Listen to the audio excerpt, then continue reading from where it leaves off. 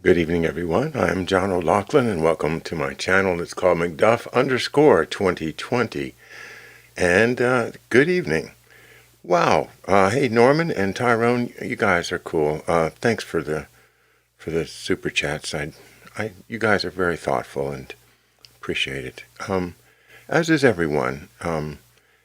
Kathy Sue, such a sweet lady to do all the moderating. ECAT, thank you so much. Sorry. And yeah, we're having a good transition from 2020 to 2021. I think I'm feeling good. I think I felt really good during the show this morning with Joe, with George. God, what am I? Oh, where's my head? With George Webb, of course, this morning, and we managed to get through it without saying any of the words that George has identified to get himself in trouble. And it's a kind of interesting world to live in, where instead of saying what the word is on the page, you have to make up something like VC or vacuum cleaners. But that was kind of fun last night, the deadly vacuum cleaners. Well, tonight I'm still enjoying this wonderful book. It's called Killing the Planet. It's by Rodney Howard-Browne and Paul L. Williams. And I get the sense that this collaboration is really a meeting of a guy who's basically Paul L. Williams, the guy that did the wonderful book on Operation Gladio that I read, with Dr. Rodney Howard-Browne, and I just introduce you to him. He and his wife are the founders of Revival Ministries International, the River at Tampa Bay Church, and River University at Tampa, Florida. They travel about 46 weeks a year, holding weekly meetings in cities across North America. Their commission is to win the lost and to awaken the church to fulfill the Great Commission. Well, it goes on from there, but you can see that our principal author, Rodney Howard-Browne, is a man of religion, and I think it's entirely appropriate that we should acknowledge our religions when we think it's pertinent to what's going on. And clearly he does. He's taken up the cause, and I think also was involved in the killing. Yes, he was also a co-author of the killing of Uncle Sam, which is also by the same two authors. So great writing and a great purpose, I think. Tonight I couldn't make up my mind which chapter to read. I was about to head towards the end, and when I realized that one of the big problems that we have, and we all recognize it, it's that we don't have a free and fair media. We do not have the opportunity to say things, and what could be more appropriate than to examine that problem tonight, when we find that once again George Webb has been censored, this time on the Huge platform, where his videos have apparently been limited only to the audio version, and that kind of sucks. So, but on a more large scale, we see that once one of these platforms, even the new ones, have banned somebody, that it's very likely that the other ones are going to do it too. So we really do have to face up to this problem of what do we do about the media? What can we do about the media? So let's go into chapter 25 of Killing the Planet. And I always, when I say the title of the books, I always want to make sure and say the subtitle, because this is very important: How a Financial Cartel Doomed Mankind. And that puts it very succinctly. And that's what's going on here, is that they've created an endless cycle that can't be stopped. If you remember what we read from, or we listened to Catherine Austin Fitts the other day, and she said that in the United States, there have been times when the elites have gotten together and said, can't we find a way to disclose, to tell the people the truth? And they always come away with thinking, oh my God, no, we can't, because if we do, then, I guess it'll be Armageddon for them. They'll be tarred and feathered at best. So they can't do it. They need our help to do it. So, in order to get us in the mood tonight, I wanted to play a little clip from a movie, which I'm playing for educational purposes only, of course, and not because I claim any copyright or right to do this. So I'm asking the owners of this copyright at Filmstruck to allow me the privilege. The mother load! Stick your head out of the window, open it, and stick your head out and keep yelling and yell. I'm as mad as hell. I'm not going to take this anymore. Just get up from your chairs right now. Go to the window. Where are you going? I want to see if anybody's yelling. Window, open it and stick your head out and yell and keep yelling. I'm mad as hell. How am I going to take this anymore? I'm mad as hell! I'm not gonna take it anymore! I'm mad as hell and I'm not gonna take it anymore! I'm mad as hell. I'm not going to take it anymore. I'm mad as hell and I'm not gonna take it anymore. I'm mad as hell! I'm mad as hell! I'm mad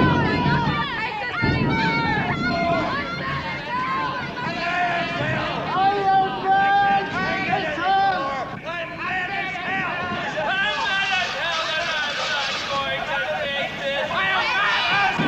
hell and I'm not gonna take this anymore! I'm mad as hell!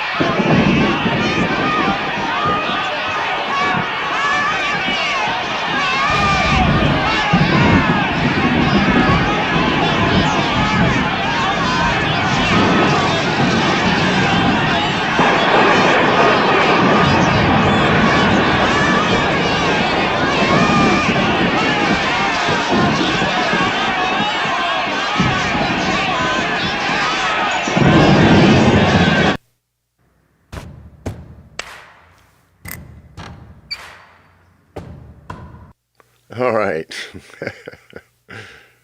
Got a little commercial in there at the end. Well, of course, that was the great Paddy Chayefsky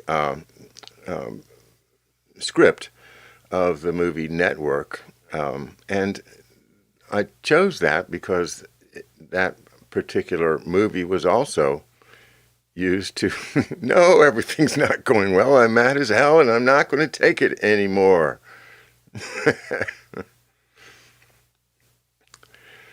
Oh, God.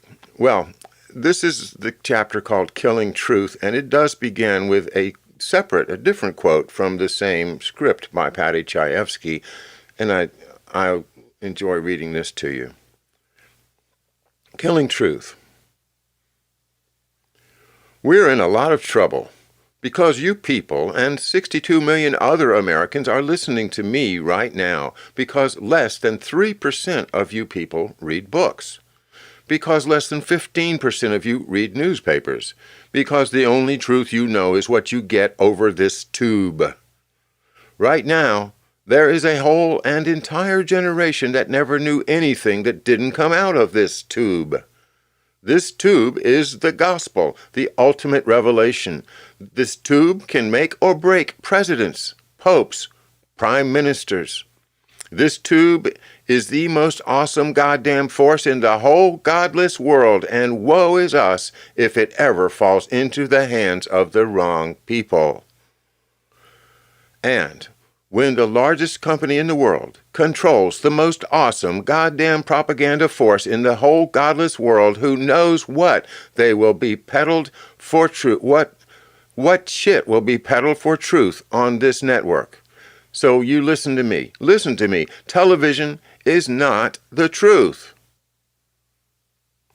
Television's a goddamn amusement park. Television is a circus, a carnival, a traveling troupe of acrobats, storytellers, dancers, singers, jugglers, sideshow freaks, lion tamers, and football players. We're in the boredom-killing business. But you people sit there day after day, night after night, all ages, colors, creeds, we're all, you're beginning to believe the illusions we're spinning here. You're beginning to think that the tube is reality and that your own lives are unreal. You do whatever the tube tells you. You dress like the tube. You eat like the tube. You raise your children like the tube. You even think like the tube. This is mass madness, you maniacs. In God's name, you people are the real thing. We are the illusion.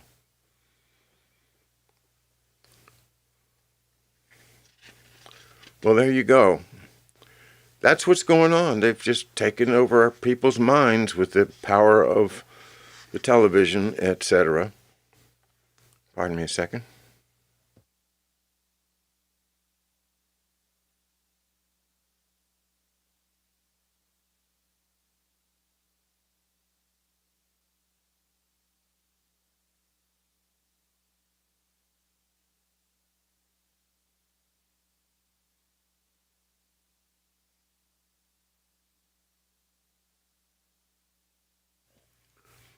No, Deborah, they haven't shown up. That's curious.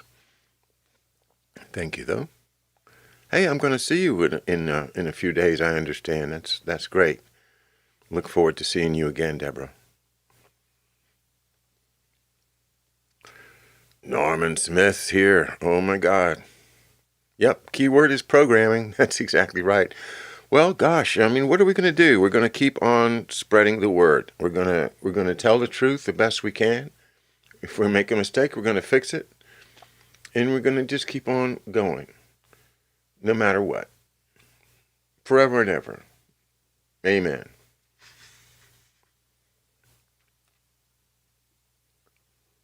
By 1976, the Rockefellers controlled every leading news outlet in the United States. They could dictate what news should be conveyed to the public and what news should be withheld.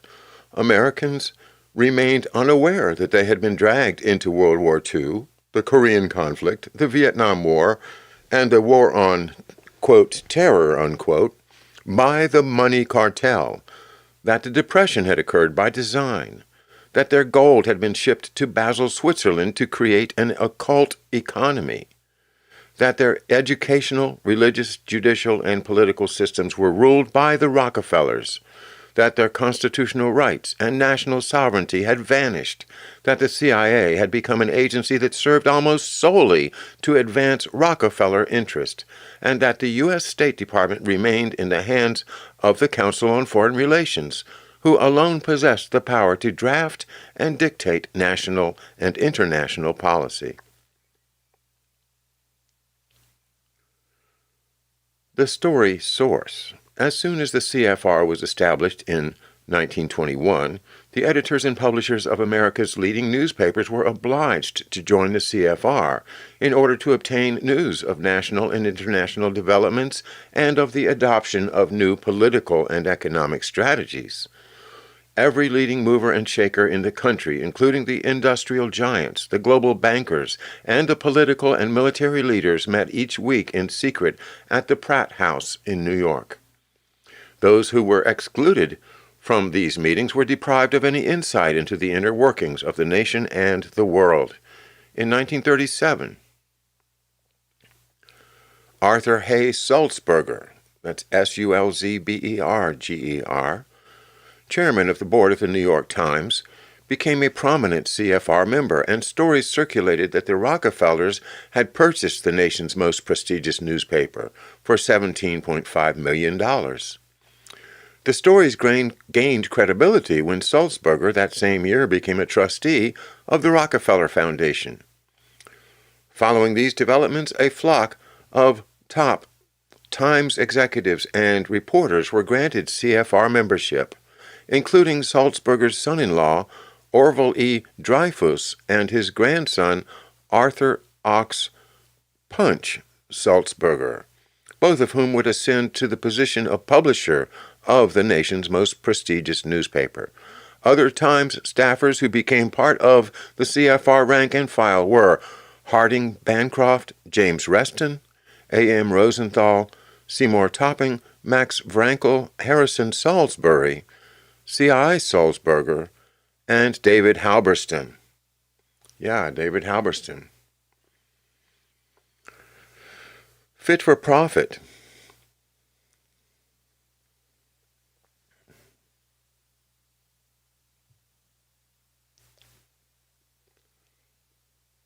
The emergence of the CFR as a main source of inside information for the New York Times provided the Rockefellers and their ilk with the opportunity of manufacturing stories in order to produce political and economic results. Quote, all the news that's fit to print became, in many instances, all the news that the Rockefellers deem fit for profit, even accounts that are completely untrue and outlandish. To protect their oil interests in the Caspian Sea, the Rockefellers arranged for stories to appear in the Times by Walter Duranty that depicted the Soviet Union under Stalin as a, quote, socialist paradise.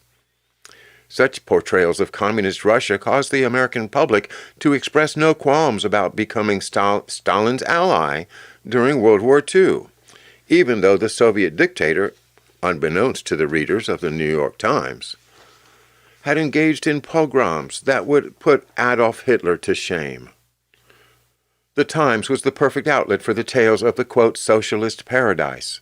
Speaking of the power of the premier New York newspaper to influence public opinion, James Reston wrote, quote, a significance of the Times is its multiplier effect. What appears in the Times automatically appears later in other places.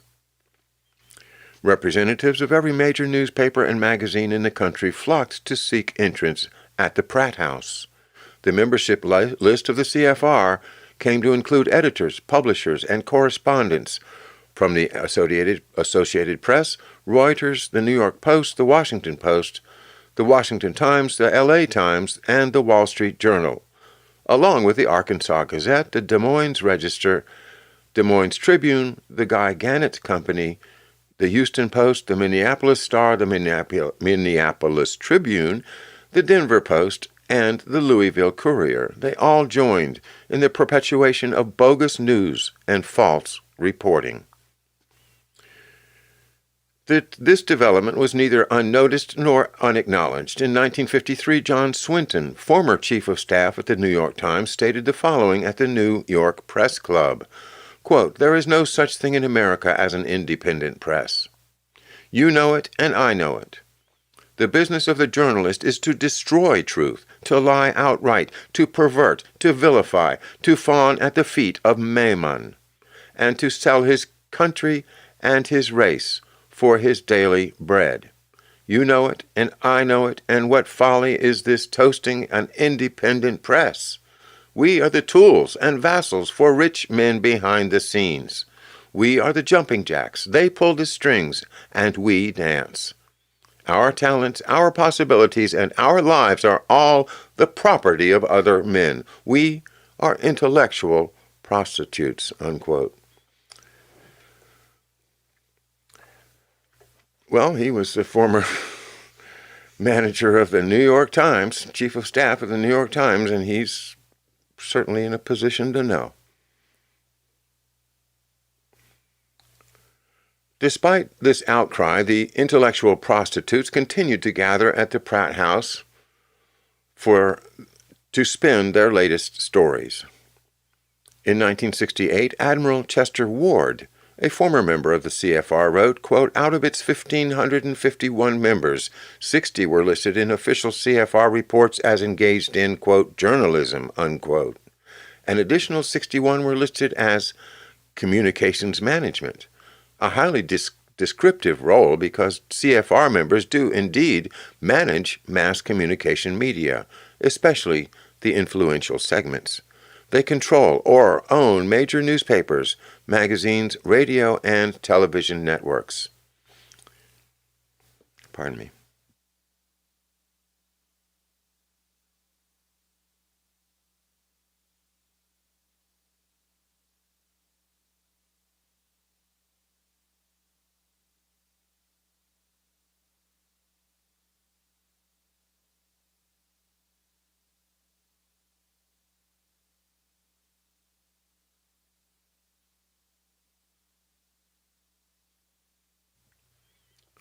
Operation Mockingbird.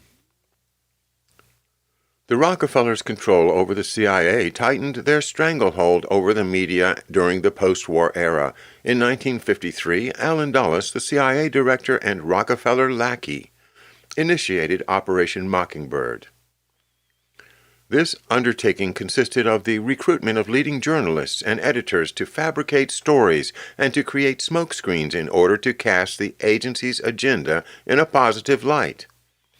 Among the news executives who took part in this undertaking were William Paley of the Columbia Broadcasting System, Henry Luce of Time Inc., Arthur Hayes Sulzberger of the New York Times, Barry Bingham Sr. of the Louisville Courier-Journal, and James Copley of the Copley News Service. Entire news organizations eventually became part of Mockingbird, including the American Broadcasting Company, the National Broadcasting Company, the Associated Press, UPI, Reuters, Hearst, Scripps Howard, Newsweek, the Mutual Broadcasting System, the Miami Herald, the Saturday Evening Post, and the New York Herald Tribune. With over 400 journalists now on the take, along with mainstream news outlets, the agency could operate to expand the Rockefeller interests in Europe, the Middle East, and South America, without fear of exposure. Americans would remain uninformed of the CIA's involvement in the heroin trade. They would be kept in the dark about the agency's participation in overthrowing democratically elected governments in Iran, Guatemala, Turkey, Greece, Brazil, Argentina, Chile, and Bolivia. They would not be aware that the CIA's covert operations on behalf of the Rockefellers would bring them into a series of endless wars.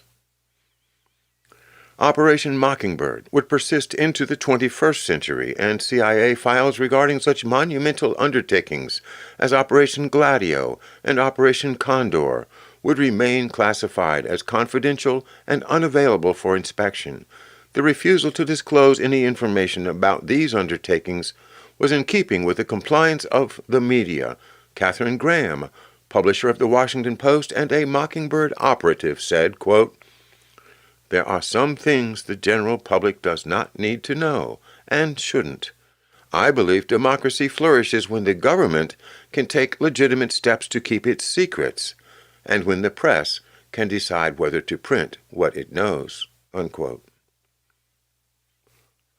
The power of advertising.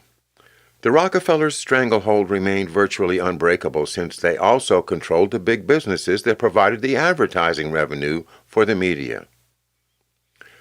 At the snap of their fingers, the family could cause the cessation of ads from the country's leading drug companies, automobile manufacturers, banks, airlines, insurance firms, retail outlets, food distributors, and oil companies.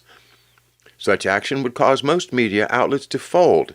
Newspapers, in particular, derive over three-fourths of their revenue from advertising. In 1968, Ike McAnally, a columnist for the New York Daily News, wrote, quote, "The most persistent influence upon the editorial policies of metropolitan newspapers today is the large advertiser. In many instances, these advertisers make open and contemptuous demands upon the front offices of newspapers to support the left wing.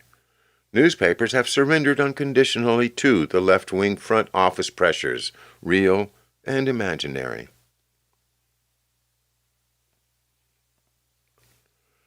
Network control. By 1952, when television succeeded the newspapers as the primary creator of public opinion, the Rockefellers had seized control of the tube. William S. Paley, chairman of the board of CBS, became a CFR member and a trustee of the Ford Foundation. Along with Paley, other CBS executives were sucked into the CFR's vortex, including Frank Stanton, who served as CBS's president and a trustee of the Rockefeller Foundation and the Carnegie Institute, Arthur Taylor, who succeeded Stanton as president, Michael O'Neill of CBS Publications, CBS directors Roswell Gilpatrick, Courtney Brown, Henry Schacht, and William Burden, and CBS newsmen Charles Collingwood, Richard C. Hotlett, Marvin Kalb, Larry LeSueur, Daniel Shore, and Walter Cronkite.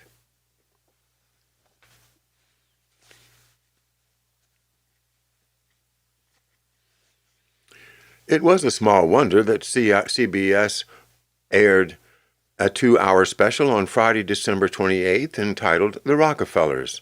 The program, which was narrated by Cronkite, was, in the words of Gary Allen, quote, so sugary it must have sent thousands of diabetics scrambling for their insulin. At the conclusion of the program, Cronkite stared into the camera and said that if any family had to possess so much wealth and power, it was fortunate for everyone that it was the Rockefellers. Walter failed to mention that the family whom he praised possessed controlling interest in his network. Along with CBS, the Rockefellers extended their tentacles to NBC and ABC. David Sarnoff, the head of NBC, became a fixture at the Pratt House, along with NBC directors Thornton Bradshaw and John Petty, and the network's leading newsmen, John Chancellor and Irving R. Levine. The principal interest of this network, too, remained in the hands of the Rockefellers. The same was true of ABC, America's third network, which had fallen under the control of the Chase Manhattan Bank.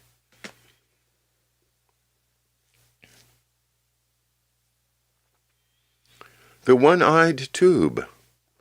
The one-eyed tube in the living room of homes throughout the country became the central point of American interest and fixation.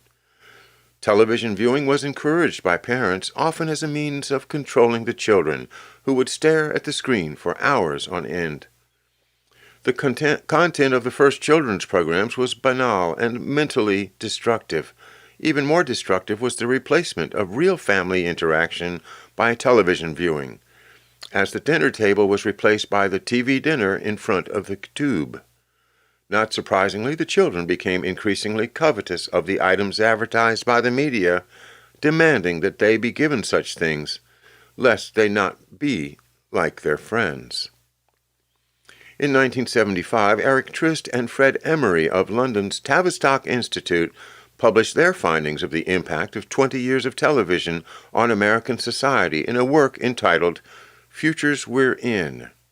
They reported that the average daily viewing time had risen steadily over the 2 decades since the introduction of the medium to become a daily activity that ranked only behind sleep and work. The average American now stood glued to the tube for 6 hours a day. Television, the researchers concluded, had become an addictive drug that served to shut down the central nervous system of a man. Strange to say, Trist and Emery found nothing wrong with this development, even though their findings indicated that television was producing a brain-dead generation. The future is fear. Television, the Tavistock researchers discovered, could control how people thought and what they thought. Isn't that worth repeating? Tavistock researchers discovered that television could control how people thought and what they thought. It could cause them to abandon their long-held beliefs and convictions. It could transform their morality. Knowing this, the Rockefeller Foundation began funding research in mind control. An early study performed by Carl Hovland of Yale University showed that fear was a primary factor in manipulating human behavior. Fear, Hovland found, did not have to be imminent but could concern matters of the future. This finding prompted the Rockefeller Foundation to fund experiments in mind control under the auspices of the CIA, an undertaking that became known as MK-Ultra. The ideal subjects for these experiments were the children who had been placed in the Catholic orphanages of Quebec. The overriding purpose of this venture was to identify the means by which human beings could be transformed into dutiful citizens of the New World Order. The Duplessis Orphans. In post-World War II Montreal, thousands of children who had been placed in Catholic orphanages were suddenly proclaimed as mentally retarded and handed over to Catholic asylums for the insane. The motive for this reclassification was money. Subsidies for orphans. Under the government of Prime Minister Maurice Duplessis, were $1.25 per orphans and $2.75 for mental patients. Moreover, the church could receive substantial financial assistance for building new psychiatric hospitals. Mr. Duplessis, or I should say, maybe it's French, Duplessis, was much praised by the press for his commitment to the mental health of the people of Quebec. Forced labor, sexual abuse, and physical torture. Over 20,000 children, most from unwed mothers, ended up in the Catholic asylums. The asylums were run by such religious orders as the Sisters of Providence, the Sisters of Mercy, the Grey Nuns of Montreal, the Sisters of Charity of Quebec, the Little Franciscans of Mary, the Brothers of Notre Dame de la Miséricorde, and the Brothers of Charity. Children were subjected to forced labor and physical torture. They would plunge our heads in ice-cold water if we did something wrong. Clarina Duguay, a surviving Duplessis orphan, said, Duguay also testified to being chained to a bed and forced to scrub the floors of the asylum from morning to night. Martin Lecuyer, another survivor, said that the children received no schooling but were sent to work on nearby farms.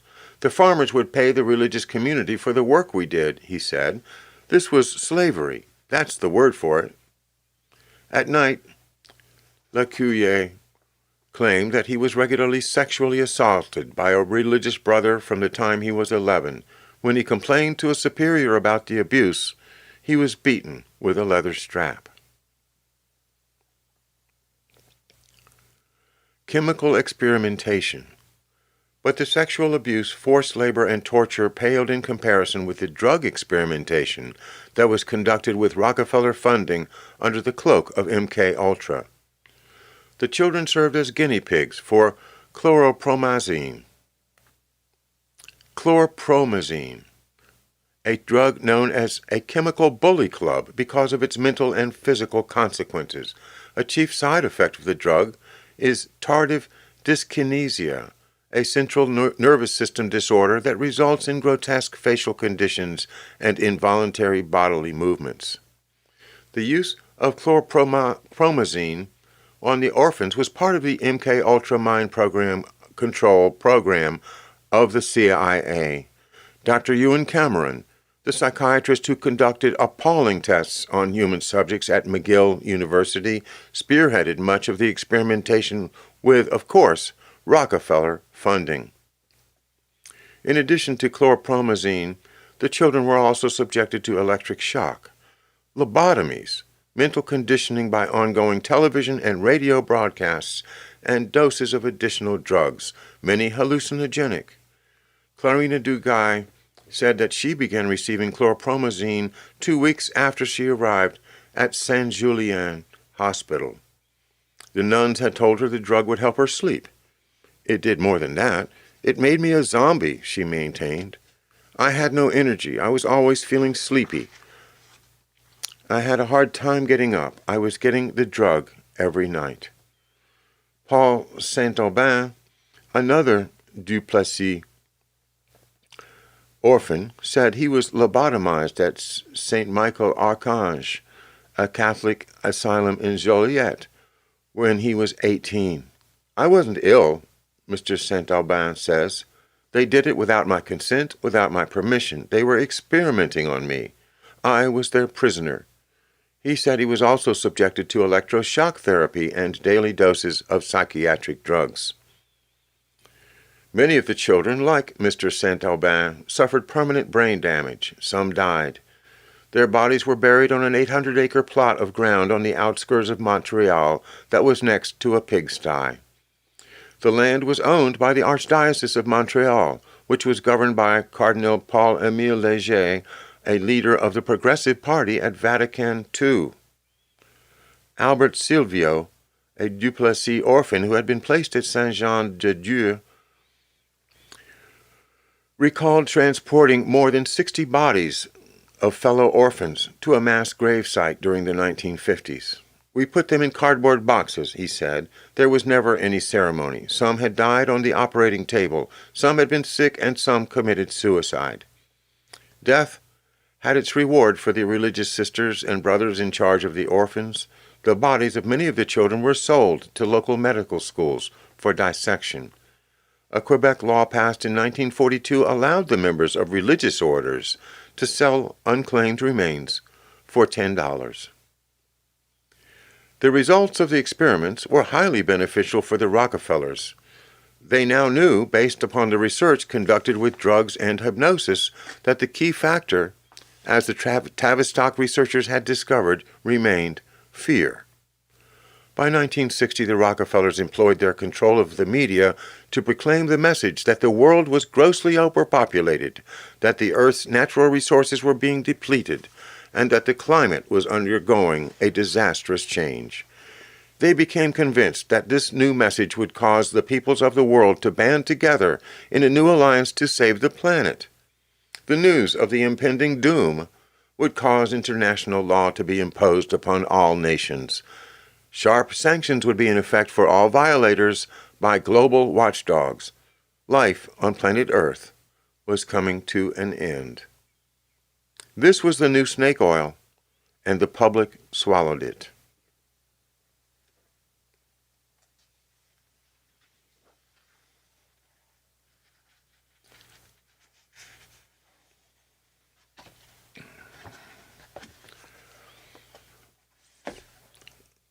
Well, I think it's a sobering thing to consider this MK Ultra program and the incredible lack of conscience that it shows you. I mean, it's just like Catherine Austin Fitts said the other night on the show, on her show, where she says they consider themselves to be different from us. They consider themselves to be a superior race. You know, that's exactly the master race theory of the Nazis. And what it shows is that the Nazis never quit. The Bormann corporate network exists. It did exist. It was planned to survive the war. They planned it out to very, very minute details, and they sent their agents into all the countries and infiltrated the corporations and the governments. And now we're at a point where they are imposing their dictatorship upon us. What Holly Schlanger calls the banking dictatorship. And it is through the control of the money, as we always look to that great quote from Nathan Rothschild, I care not who makes the laws as long as I control the currency. He can control the country that way. And that's the idea of the British system. That is what the American Revolution was fought to fight against. And these folks, you know, I shouldn't even use that word, folks, because these, you know, entities, these human-looking, insane, robotic, I don't know what else to call them. Just they're insane. They're not human.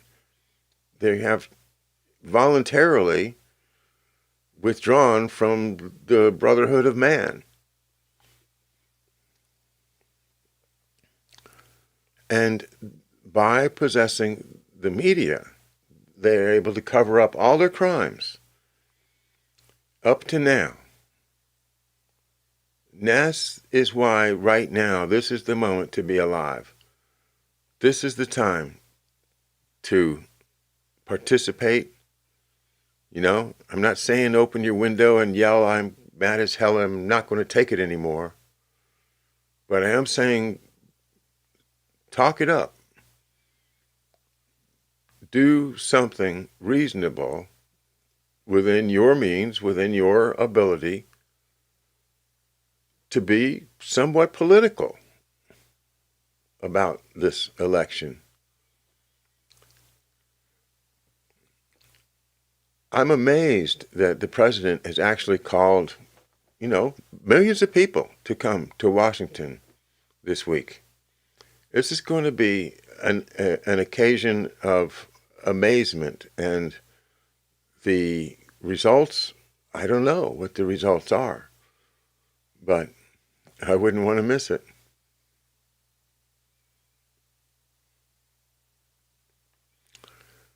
Interesting. McGill got more funds from Bronfmans than from Rocks. Well, makes sense.